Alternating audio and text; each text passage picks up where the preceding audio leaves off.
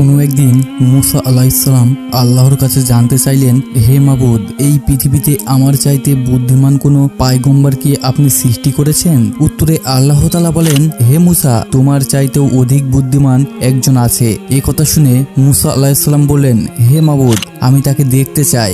আল্লাহ তাআলা বললেন, হে মুসা, তুমি অমুক নদীর তীরে গিয়ে দেখো, সেখানে তাকে খুঁজে পাবে। মুসা আলাইহিসসালাম আল্লাহর কথা মতো সেই নদীর ধারে গিয়ে আল্লাহ সেই বান্দার সাথে সাক্ষাৎ করেন এবং বলেন যে, হে আল্লাহর বান্দা খিজির আলাইহিসসালাম, আপনার কি এমন গুণ আছে যা আল্লাহ তাআলা আপনার প্রশংসা করে? আমি আপনার কাছ থেকে শিখতে চাই। জবাবে খিজির আলাইহিসসালাম বলেন, হে মুসা, তুমি আমার কাজে ধৈর্য ধরে থাকতে পারবে না। এ কথা শুনে মুসা আলাইহিসসালাম বলেন, হে আল্লাহর প্রিয় বান্দা, আমাকে আপনার সাথে নিয়েই দেখেন, ইনশাআল্লাহ আমাকে ধৈর্যশীল পাবেন। এরপর মুসা আলাইহিসসালাম খিজির আলাইহিসসালাম পথ চলতে লাগলেন। সামনে একটি নদী পড়ল। তিনারা দুইজনে এক যুবক ছেলে নৌকায় উঠে বসলেন নদী পার হবার জন্য।